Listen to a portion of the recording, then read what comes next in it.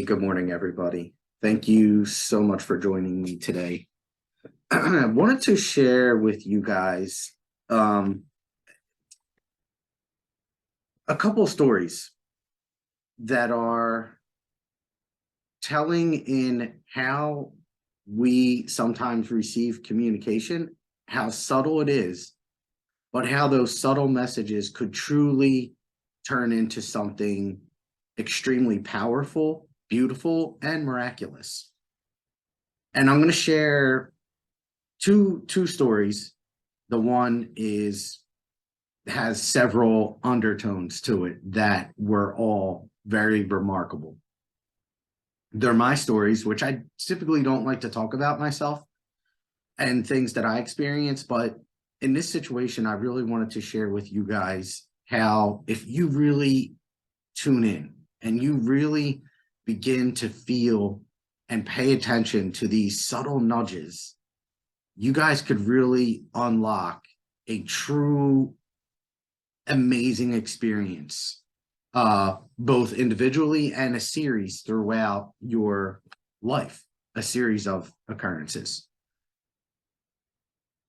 So the first story I want to share with you is a trip. Now, I've been guided to several locations around the country now where they have said to me, go there. And I discussed before some of the tools that we have access to, like crystals, oils, essential oils, and I forget what the other one was. However, the point there was that, yes, we have access to these tools, and these tools help us raise vibration. They allow our bodies, and I think places was one of them, but they allow our bodies to experience a higher vibrational energy that it might not be attuned to or used to experiencing. Not only that, but in addition to the location itself, there are sometimes experiences that we could have there as a result of entities being there, being present on a regular basis. I was guided to Mount Shasta. I was guided to Sedona, Arizona, all without me even understanding or knowing what was actually there prior to me being guided there.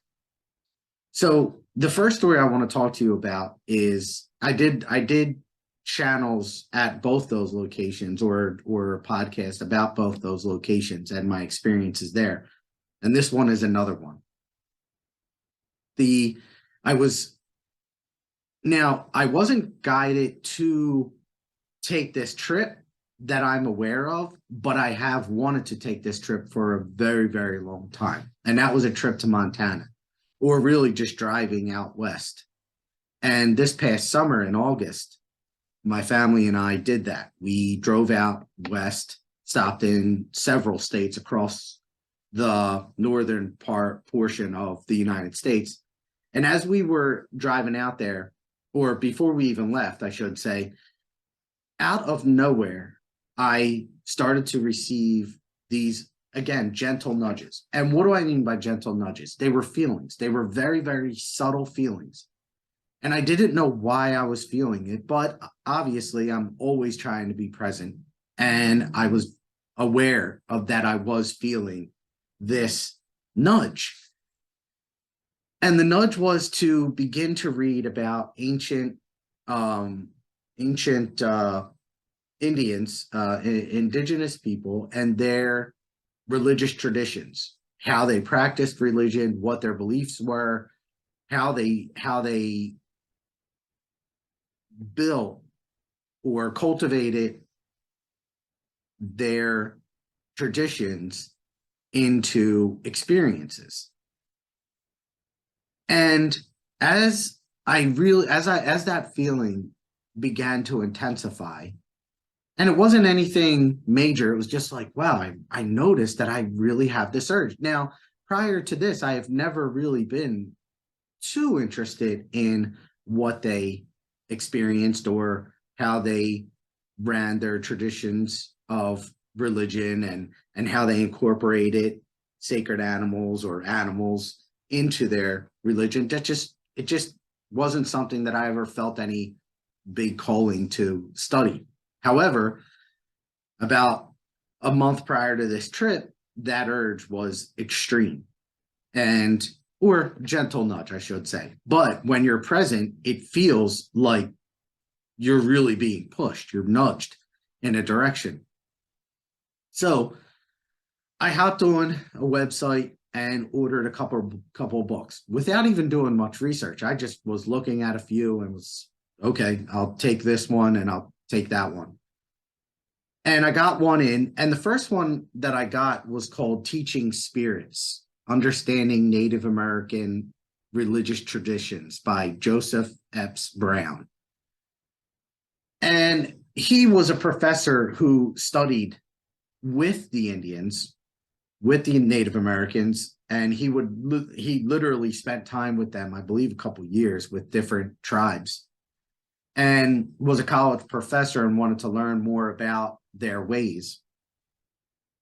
And I didn't know that at the time. I just saw the book, thought it was interesting, and bought it. So I get the book in the mail, and when I got it, I just happened to open it up to some random page. I didn't even flip through it. I just opened it up, and the first page that I opened it up to was discussing a location called Sweetgrass Hills. And as I was reading through this page, it just so happens to be about this Sweetgrass Hills happens to be in Montana, which is where we were going. Now, I'm a firm believer in there are no coincidences. So I knew immediately this is something. Okay, I'm being guided, and this location has some meaning, but I didn't know what that was yet. So I read the book, and I get to the part of the book where they discuss Sweetgrass Hills. And again, to this point, I still have no idea what Sweetgrass Hills is. Just was, okay, that's probably significant. I'm probably meant to read this and possibly go to this location. So I start reading about it in this book, and the book discusses how this location, Sweetgrass Hills, is where spiritual leaders from Indian tribes would go to this location, and it was a highly charged spiritual location, and different leaders from different tribes would all go to this location when they wanted guidance from above. And there was no fighting on this hill. It was almost like a neutral area where they could all gather or go to when they were looking for communication. So now I'm like super intrigued about this spot, and definitely beginning to build within me a very intriguing curiosity, and one that I want to go there now. However, I'm not completely sold yet. So not that I'm questioning it, but I'm starting to see the pattern, how they are building on this. On first the gentle nudge to start reading about Indian cultures, then or traditions, then the opening of that book to Sweetgrass Hills, and then reading about it and how spiritually charged this location is. So as I finished the book, or most of it, I think I have maybe a quarter left. But anyway, I get to that part, read about it, and I'm super intrigued now. But again, still not completely sold on that's where I want to go. So what I do next is I'm still feeling that I want to read about Indian culture, religious traditions, see what they were doing, how they did things. And that feeling is still inside of me. So now, though, that has manifested into, well, what about their other locations that they would have to go to that they would use for spiritual purposes? Like, what other places beyond Sweetgrass Hills? So I start doing more research on that. And I did an internet search on spiritual places in Montana. And for those of you that don't know, I was ordained in the online Universal Life Church to be an ordained minister. Not that that's any big deal, you know, it cost me a couple dollars to $50, I think it was, to become an ordained minister. And I did it so that I could actually marry people. And I have married quite a few now. However, irrelevant, but well, not irrelevant, because when I started to do internet searches on the spiritual places in Montana, I just randomly clicked on, did not know this, I swear to you, I did not realize that I clicked on the Universal Life Church website, not even knowing. I did not intentionally go to that website. It was obviously not coincidental because I don't believe in coincidences, but I clicked on the Universal Life Church website and they had a list on their website of like 15 or 10 spiritual places in Montana. And I swear to you, this is so crazy, but so amazing. This is how these gentle nudges can begin to manifest within you guys. As I clicked on that website, no kidding, one of the locations that they brought up was Sweetgrass Hills in Montana. So now I'm like, all right, we are absolutely, I'm convinced we should be going to this spot. So I tell my wife, or ask my wife, hey, can we go? Yeah, she's on board. So now we're going. So we kind of start talking about it, and we're like, all right, we don't know when in the trip we're going to be able to go. When can we find the time? So we're in the trip, we're in Montana, we're at some parks, and we're on the last week of our trip. We're getting ready to come home. Now, at this point, I say to her, all right, I don't think we're going to be able to go. We just don't have a lot of time left. And this Sweetgrass Hills was about 4 hours out of our way. And we were kind of coming down to a period of time where we just didn't have a lot left. And I didn't think we could really make it if we took 4 hours. It was 2 hours to our north and then obviously 2 hours back to get home. But the last week was upon us, and I started to look up different routes home. And all week long, I kept seeing 3 routes home from where we were at. And there was only one route that took me within that 2 hours, that 2 hour span. That was the closest I could get to it on the route home. All the 2 other routes that I saw were all even longer in time frame from Sweetgrass Hills. So all week I'm seeing the three, and again, I'm just like, all right, you know, if I'm meant to go, I'm going. But to be honest with you, I wasn't thinking that it was going to happen. So the day comes where we're leaving. Now, I'll share a couple other stories that happened while we were there, but I'll finish this one. So, because this was absolutely a miraculous trip. So we're on our way home, and I'm sorry, I guess I'm not the greatest storyteller, but anyway,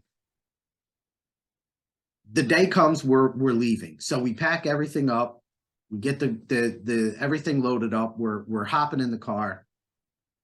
And as we do that, I pull up the GPS to find the routes again so I can choose which one of the 3 comes up.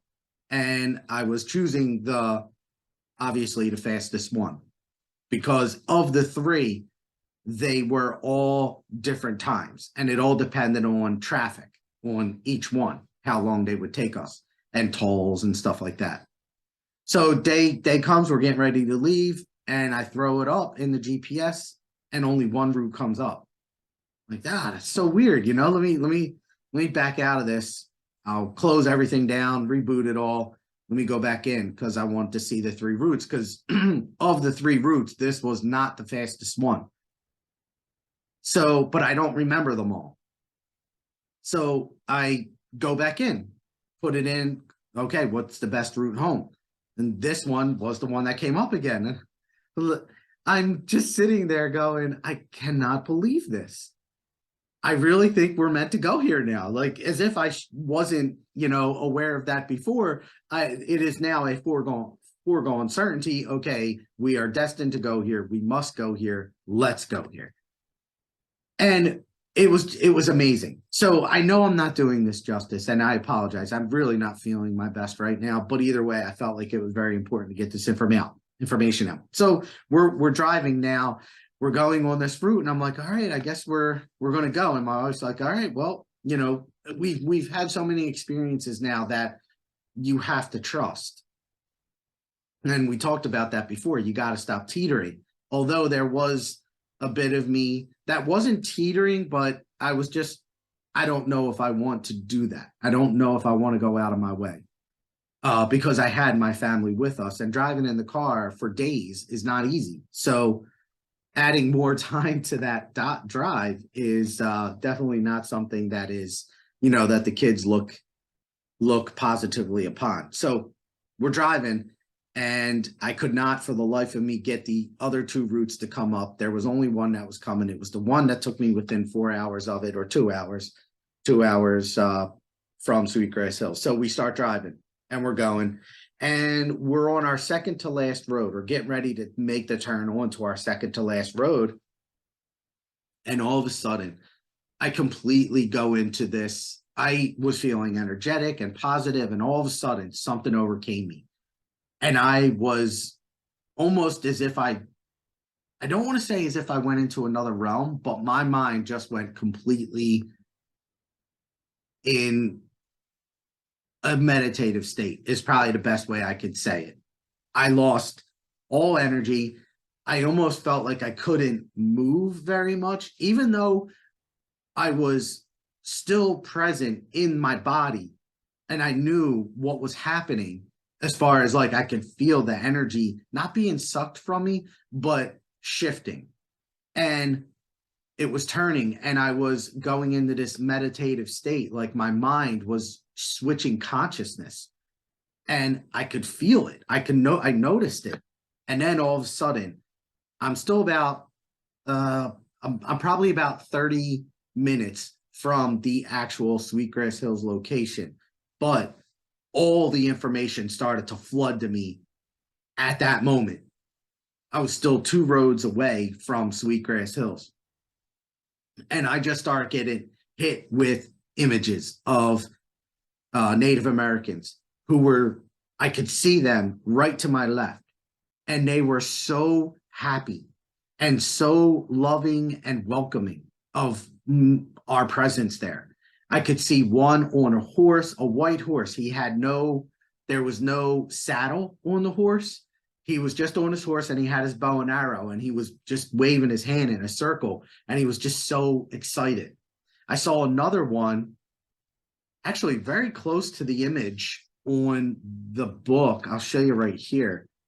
He looked very similar to this, and he was sitting there looking at me, and he just raised his hand, like, how? And it was amazing. The feeling that I have, I was overcome with such joy and happiness at just being in this area. But it wasn't something that it was just something that overcame me. It wasn't anything conjured. I wasn't even thinking about it. I was driving, you know, paying attention to the turns that I had to make. And it was absolutely beautiful. I could see the horse. I could see the Native American with the bow and arrow. I could see a leader up there, and I felt this intensely powerful happiness that was surrounding me. And that happiness was at the fact that I was there. And I think what they were happy about was that I was listening to them, that I did adhere to their messages. I bought the book, I read the book, I did research on Sweetgrass Hills. I looked all week at the different locations. And again, although I wasn't going to go at the, you know, I was waiting I wasn't going to go at the last minute. They made it so that, nah, you really should. And I did. Because you still have free will in those moments, and you could truly say, well, listen, I'm just not going to do that. If you chose not to listen, you could very easily, if you're not present enough, I'm not going that way. I'm going to make sure I find the other way. Luckily I didn't. and I pushed forward, and fortunately my wife was really cool about the whole situation, and she definitely was okay with the drive. And this experience happened, and it was absolutely amazing. Now, what I will next tell you is that as we're driving, our gas tank was somewhat low, and we weren't seeing any gas stations. And anybody that's been close to Montana or in Montana knows that gas stations are, I have found out, very, very far apart in most areas. So we're still about a half hour away from Sweetgrass Hills, and we're driving, and then we get to the last turn. And as I turn, I make this left onto the last road.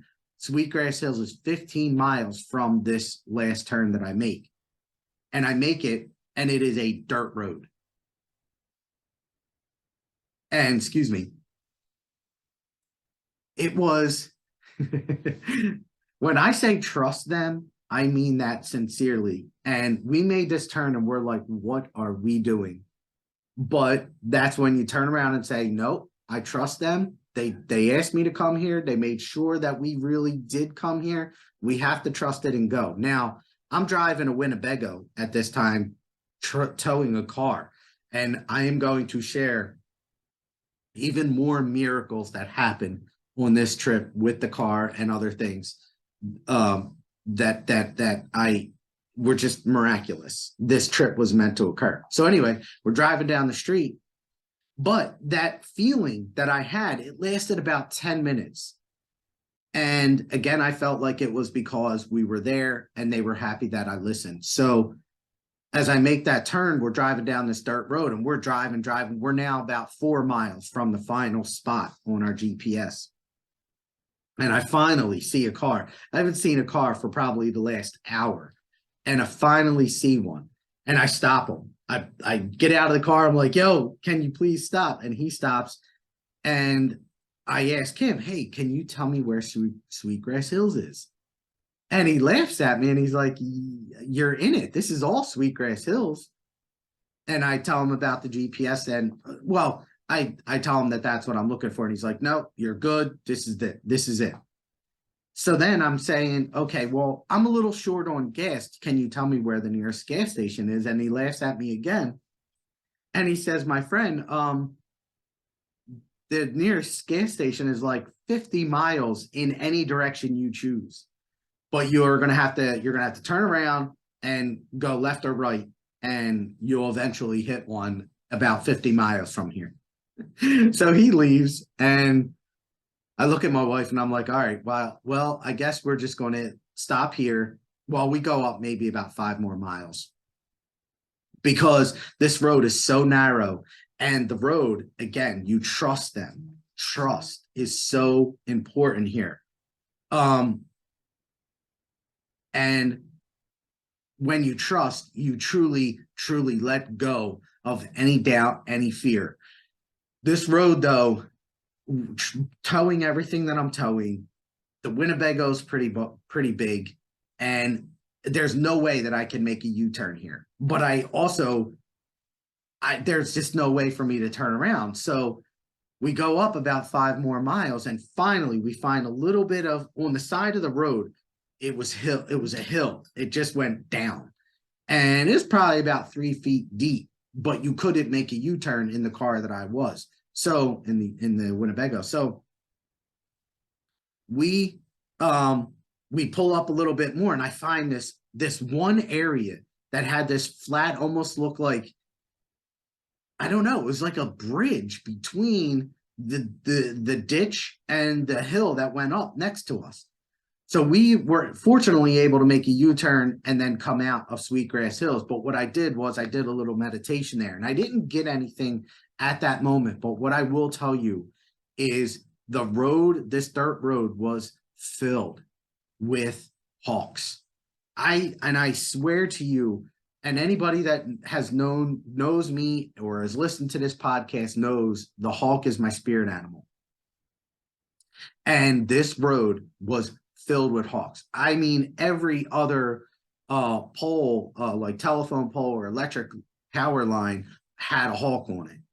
And we just took so many pictures of hawks. I did the meditation though. I didn't see anything more, but the whole experience was absolutely amazing. And one thing I learned again from this experience was that the journey is so important.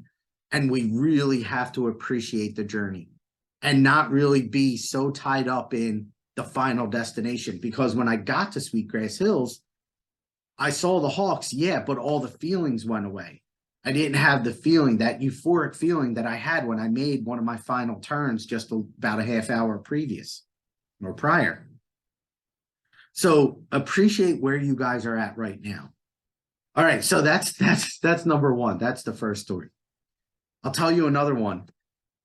There's something about Montana that is so powerful and so energetically beautiful. Now, another interesting thing about Montana that I found out this past week is that Montana has one of the highest suicide rates in the country. Now, granted, I do believe because it is so isolated and there are not many people there, or Wyoming and Montana, those two states have very high suicide rates.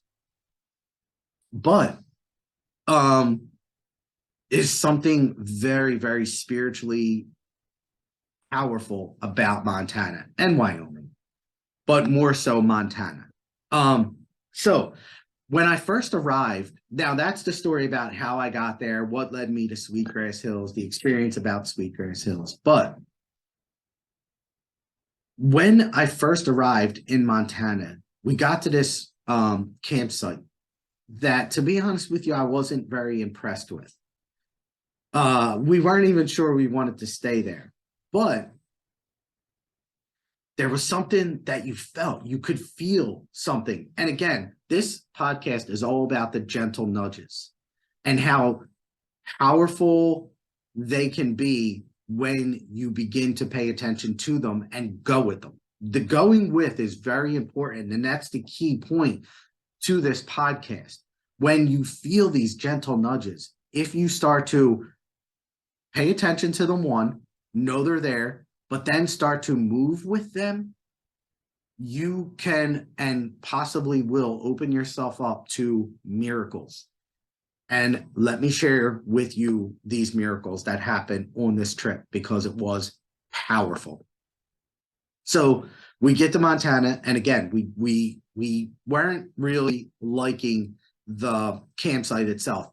It was very, very, the campsites were very compacted.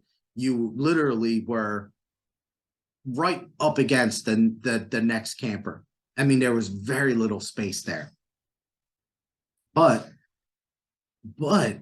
as we allowed our, as we unpacked and we hooked up, we started to notice that every time we left the campsite, there was a hawk right outside the campsite. Every single time we left and came back, there was a hawk there. And we started to understand and started to pay attention to how we felt, not about the conjured things of, like, the conjured energy was what we were feeling as a result of being compacted and right on top of our next camper. But what we started to do is step back from that and started to realize and pay attention to what we felt internally. And once we started to do that, we started to realize we were in a special place. And the first night we were there, I was in a meditation. And as I was meditating, I saw this image. And the image was all this mountain range, the Absaroka mountain range, which are part of the Colorado Rockies, was literally right outside of the campsite. Now, I've never done any research on, other than the Sweetgrass Hills, on other like spiritual places within Montana. I didn't look at any other one. When I looked at the Universal Life Church website, I just happened to notice Sweetgrass Hills was one. I didn't read any other location, but as I was doing a meditation, I could see. Now, when we got there, there were rainbows, double rainbows, single rainbows that were over these Absaroka mountains. It was absolutely beautiful. And you could tell immediately that there was something special going on here, even though we weren't the biggest fans of the campsite. The location was very, very powerful. The Yellowstone River was literally about a quarter of a mile from where we were. We walked there every day. And one of the best days that we had was sitting on the Yellowstone River, just taking it in. It was beautiful. So we are sitting there, I'm doing a meditation, and I start to have a vision. And the vision was all these mountains. I could see the Absaroka mountain range in front of me. And all of a sudden, they're all lit up in beautiful golden white light. And as I'm sitting there looking at them, and I know I can see them, I'm consciously aware that I see them. All of a sudden, they start to go dark, and all the mountains start to darken behind this shadow. And until it gets to this one smaller hill in front of the mountains, that one hill stayed illuminated in golden white light. Now, to this day, I don't know if the mountain range that I saw was the Absaroka mountain range that I was literally right in front of, or if it was the Sweetgrass Hills mountain range. Now, Sweetgrass Hills is not part of the Colorado Rockies. It is, Sweetgrass Hills is literally a small mountain range on its own. There are no other mountain ranges around it. It's kind of like in the middle of nowhere in Montana. Now, Montana is a very hilly area, but the Sweetgrass Hills is on its own out in the middle of nowhere, whereas the Absaroka mountain range is part of the Colorado Rockies. And I wasn't sure, and to this day, I'm not absolutely certain of what it is. However, I believe that the vision was part of Sweetgrass Hills. I just can't say for certain. And the reason that I say it is because as the mountain range started to close in, it only illuminated the one hill. And because of that one hill being isolated, I attribute that to being Sweetgrass Hills, because it is a mountain range that is on its own, separate from the others, and everything else was dark. So I was assuming, based off what I was seeing, I was interpreting as, okay, they're telling me that this mountain range is part of Sweetgrass Hills. Took me a while to put that together. But the point is, sometimes we don't always know where these gentle nudges are going to take us, but it is the purpose of going with them, believing that you are feeling and experience something for a reason, and then allowing that to take you somewhere, and then being open to what happens when you get there. So I didn't know what was going to happen when I got to Montana, when I got to Sweetgrass Hills, but I simply was open. I didn't have expectations. I didn't have judgments. I wasn't frustrated that I even was going there. I wasn't even scared that we could run out of gas on our way there. I was truly open to, hey, you guys led me here for a reason, and I am open to whatever experience comes. And that's why I say the journey is so important. Do not dismiss the journey. And do not allow these low vibrational energies to overcome you if when you get there, the experience that you thought you had or were expecting didn't happen the way that you expected. That's part of meditation, is letting go of those expectations and just being open to receiving whatever experience you do encounter. So anyway, that image was so powerful that I ultimately got it tattooed on my wrist because it was just so beautiful. And I knew it was very important. At the time, I didn't know exactly what purpose it had, didn't even know what mountain range it was, because I really, even to this, even at that time, I was still not familiar with what the Sweetgrass Hills mountain range even look like. It's not the easiest thing to even search online. Like, they'll show you things online, but when I was there, it didn't look the same that what I was seeing online. But I talked to the guy, he said it was it, and the GPS took me that location. So I know that I had that experience with the Indian. So I know I was in the right spot. But when I was looking online, it just did not look the same. Even as I was driving, looking at the mountain range, everything that we were seeing online just did not add up. It wasn't, the pictures were not showing an accurate representation of what my eyes were seeing in front of me.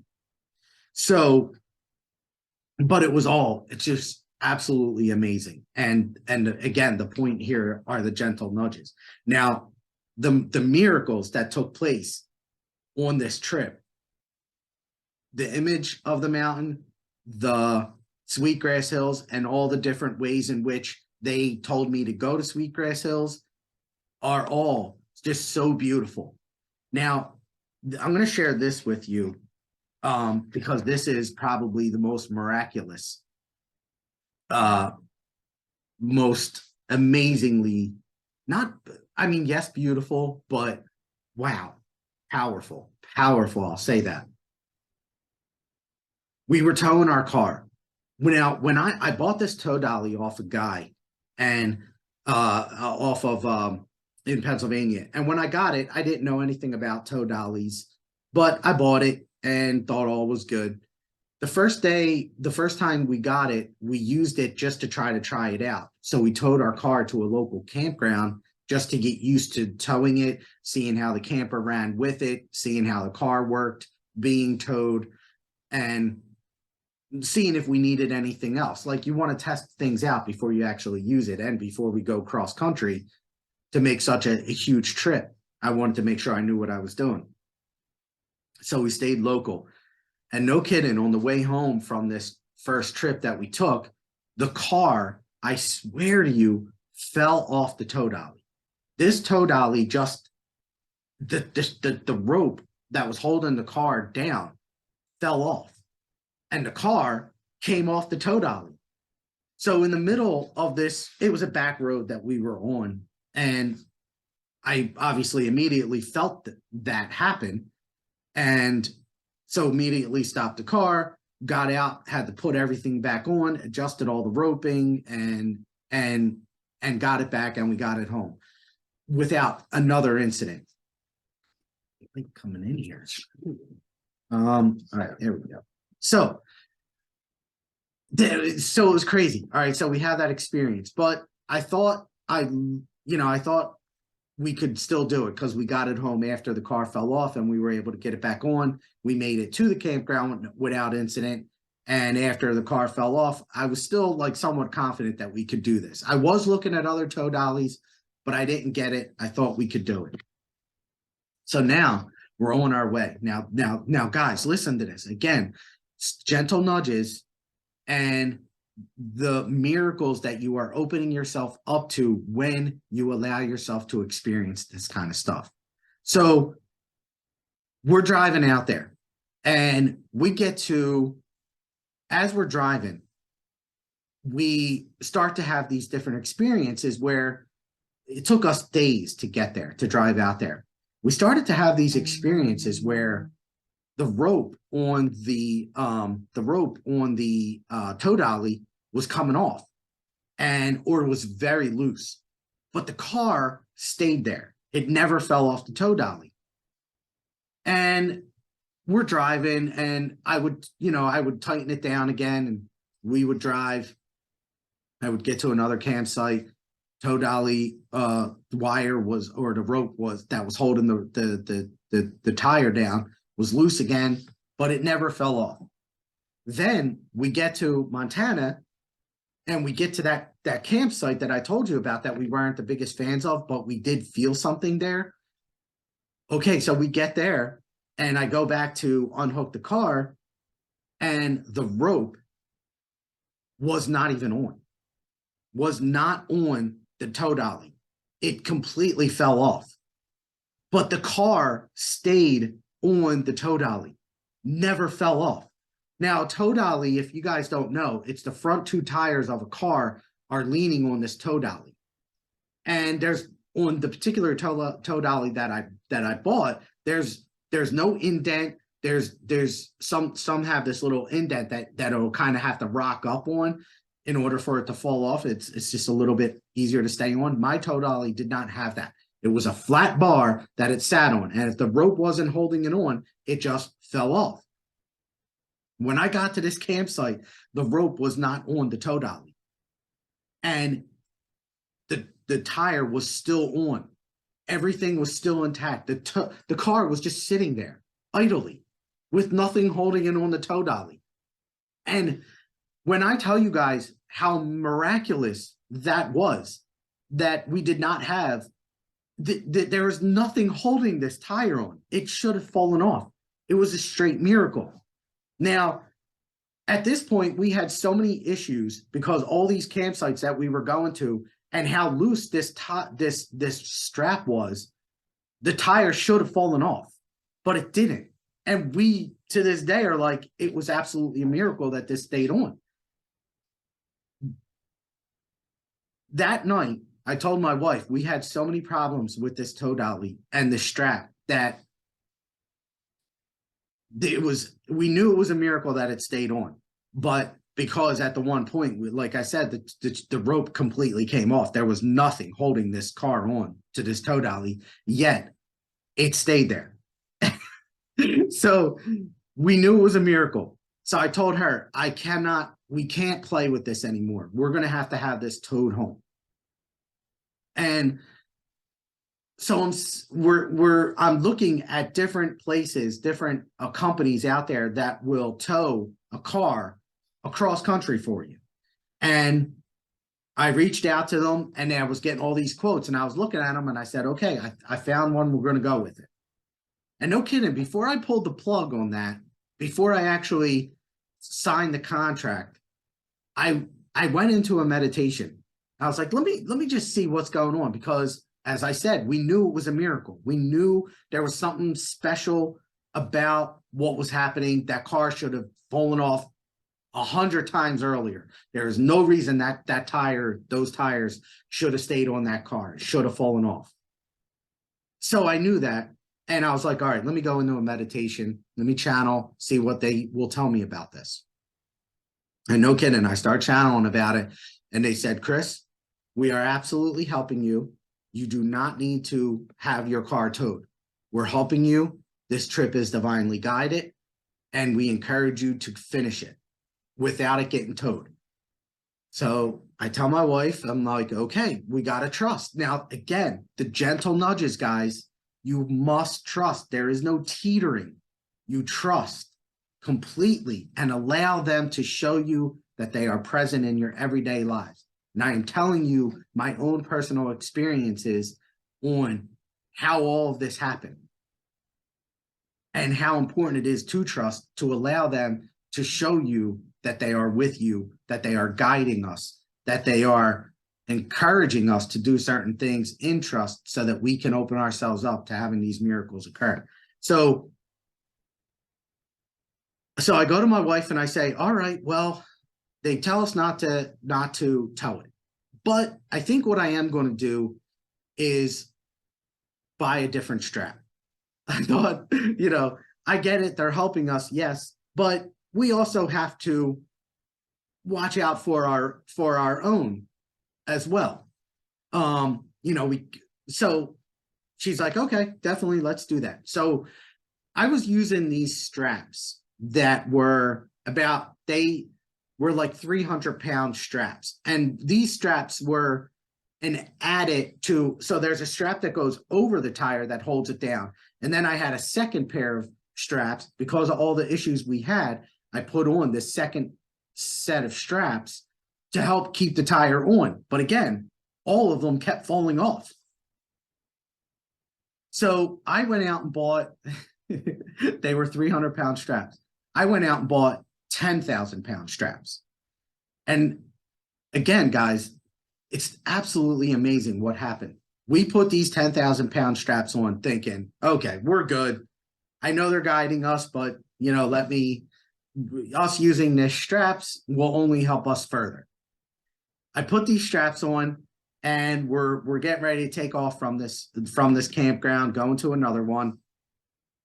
And as I do that, I swear to you, I don't make 10 feet.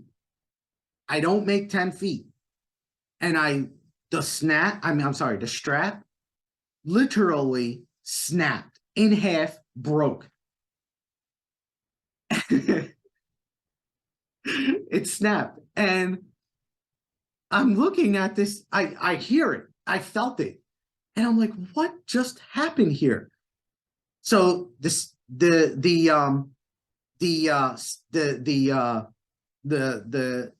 extra the strap breaks, and I mean it rattled the entire camper. So I stopped the car immediately, or camper immediately, and I run back there, and yeah, this freaking strap just snapped off.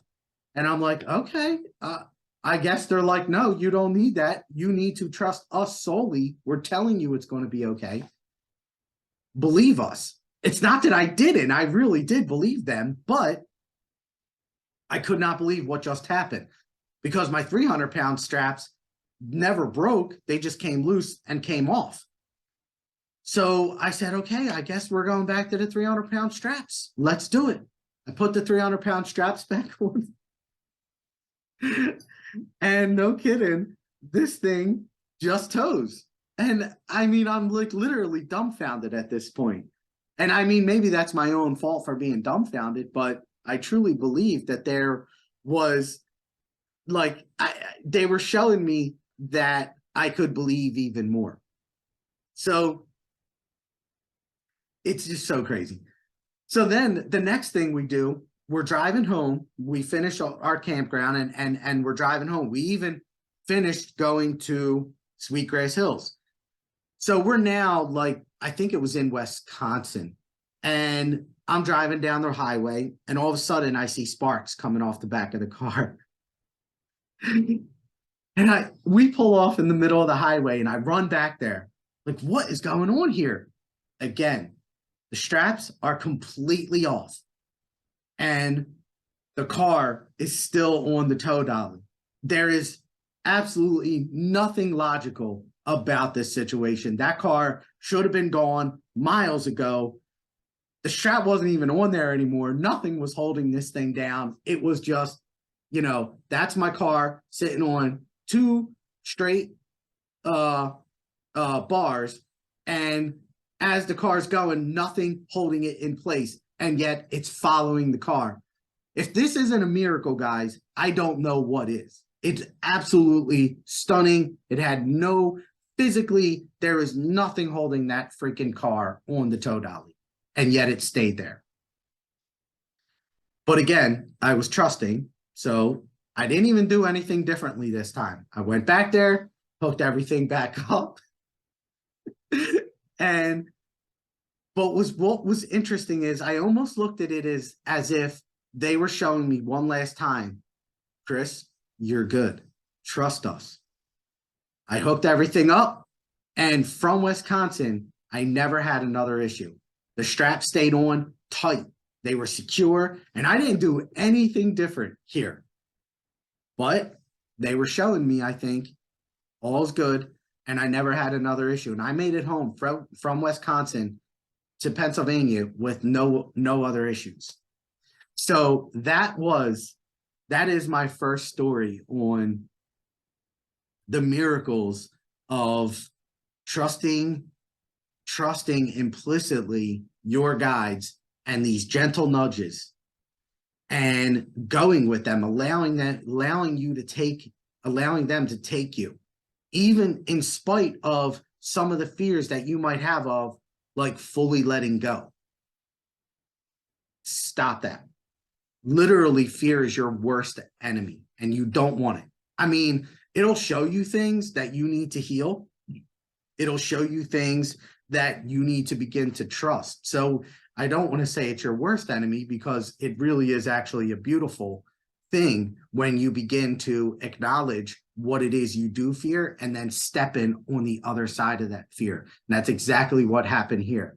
I didn't allow fear to take me. I trusted implicitly, explicitly, the guidance that I was getting from above. And I know that when you guys begin to do that, you're really going to open up to a whole new world and allow for that world to show you miracles.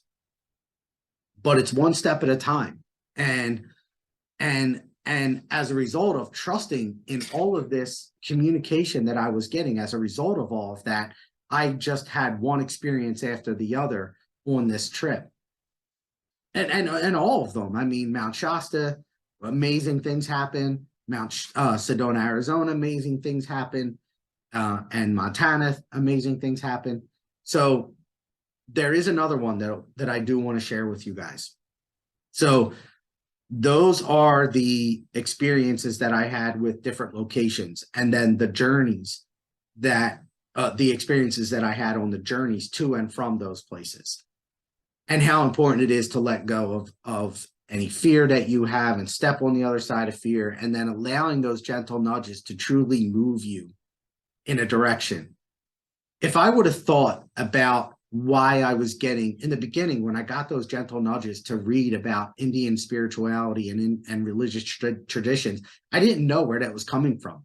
I really didn't. But I didn't question it either. I sat with it for a little while, which is what I would encourage all of you to do when you're getting communication. Sit with it for a bit. Like when I feel something, I know that if it stays with me over a period of time, I know that's meant to, I know that's communication. And that's something that I need to sit with. So if I didn't do that though, and I just dismissed it as, oh, that's just a thought in my mind, I would have never have had these experiences. I would have never went to Sweetgrass Hills. I would have never have meditated on some of the things that I did meditate on, and never channeled some of the things that I would have channeled about, because I would have just allowed the thoughts in my mind to drive me. And that is not the way that this works. It is not thoughts. It is truly the feelings that they are communicating with us through. And I'm using these experiences as proof that when you do open up to these gentle nudges and allow them to guide you, that you will experience true, beautiful miracles. So, all right, this next one. Sometimes we have to be a little patient when we ask for things. Sometimes things don't always happen in the time frame at which we would like them to, but that's okay. It is the patience that is required to allow your body to adjust to the information that you're seeking, or to the experiences that you're seeking, that is so needed in order to have those experiences. What do I mean by that?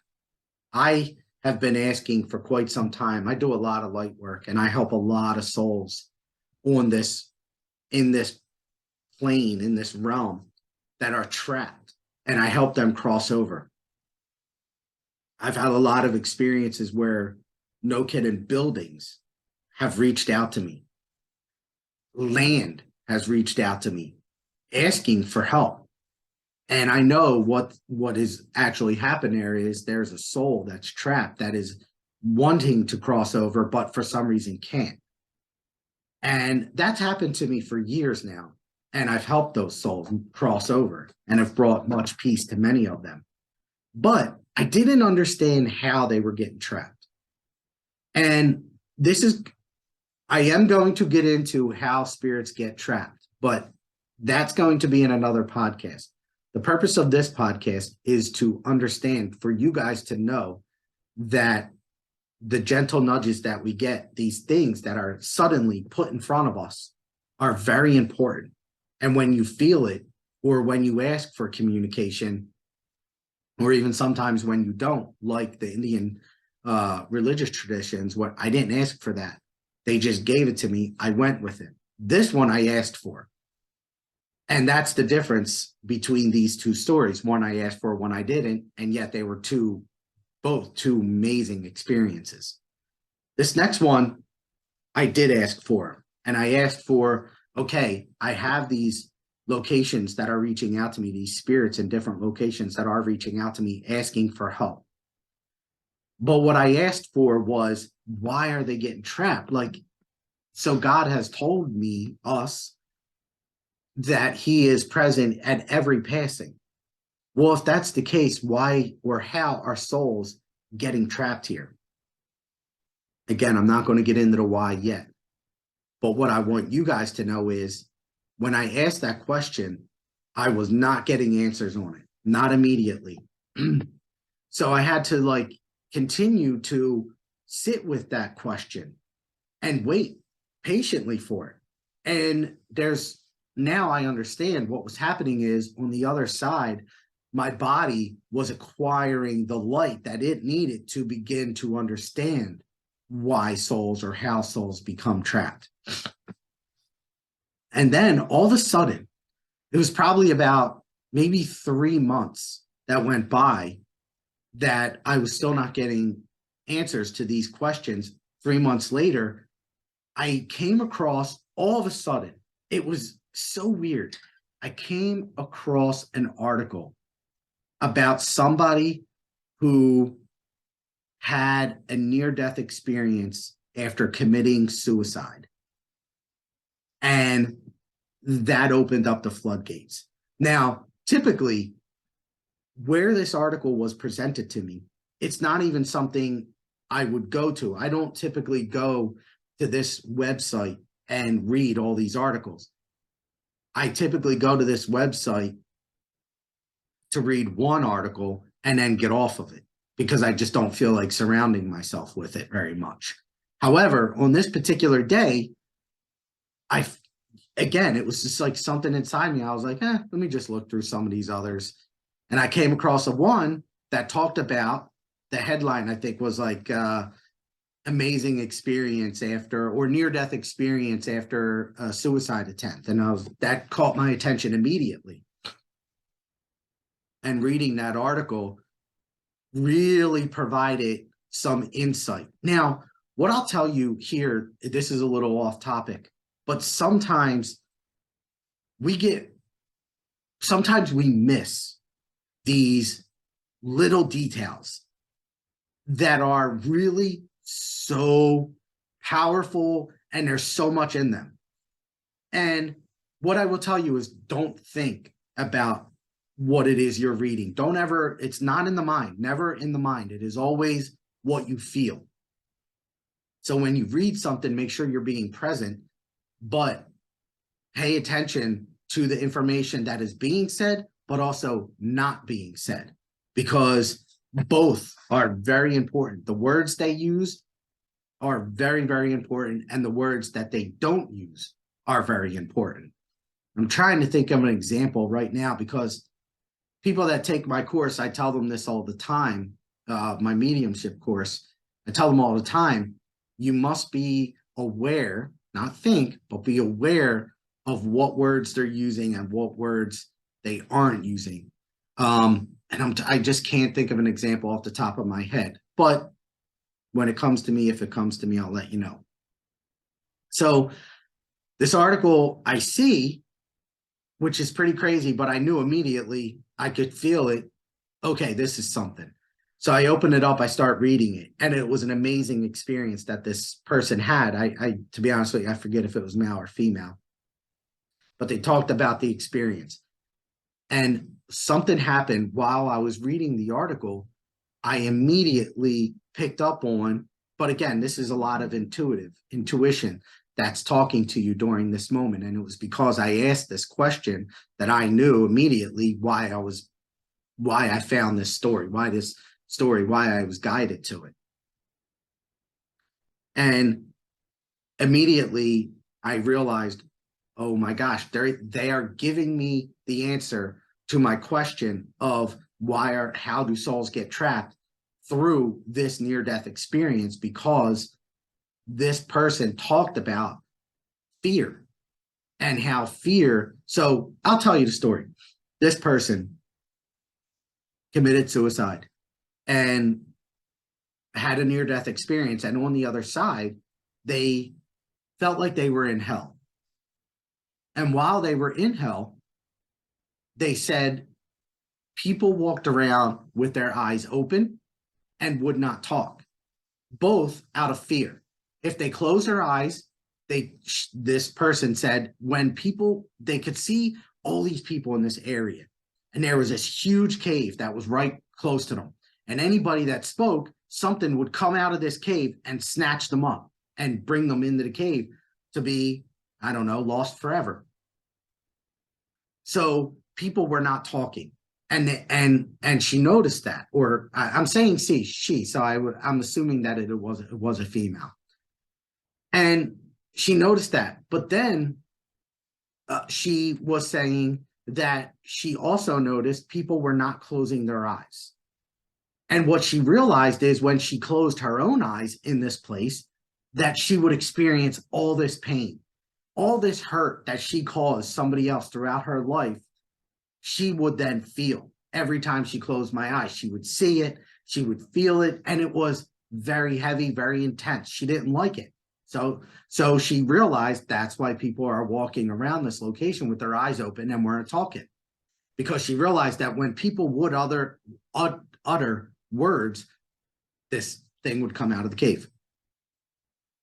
So as she was sitting there, and she was not very happy, obviously, she was very fearful for the situation that she was in. Again, this fear comes up, and how we have to step over fear, face it, go against it, push it to really step into your own. And I guess really that could be the title to this podcast, but that's another. So anyway, she was saying that they were all fearing, so they wouldn't close their eyes and they wouldn't talk. But then out of nowhere, one soul that was there turned to her and said, it is because they are scared to ask for forgiveness that they don't talk, because they don't want this thing to grab them. But if you ask for forgiveness, heaven might take you, might save you, might salvage your soul, and you might be saved. And she said, with that, she said, God, please forgive me. And bam, she was snatched out of this area and taken into heaven, and then shown the beautiful side of heaven. And what I understood now from that story, there's a lot to be gained. One, now, what did I get from that story about near-death experiences, or from that particular near-death experience, that would help me understand how souls get trapped? And I guess I'll tell you right now, what I picked up from that story was just that, is that the soul, before an experience, or when an experience like that could conjure a lot of fear at the moment of death, could cause that soul to be trapped out of fear. So they are scared to speak up. They are scared to ask for forgiveness. And thus, at that moment, also, they might not necessarily believe when they were living in God or forgiveness or salvation. And thus, they're not very versed in asking for that forgiveness. And also still scared, even when the soul says to them, another soul that could help them, say, hey, if you ask for forgiveness, you could be saved. Maybe there's some ignorance there too. Now, I would argue that point. So I would say I would argue that light is the most powerful force, and intuitively they would know who to ask, but it is an argument that they might not know. However, intuitively, because in heaven, I'll get into that another time.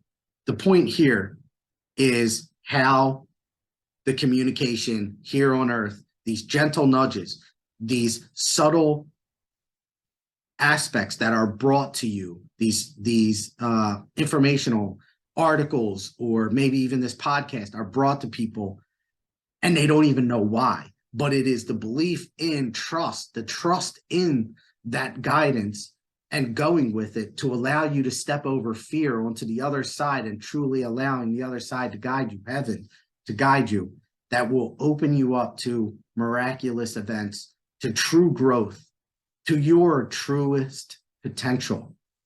And with that, it's just amazing, amazing. So, all right.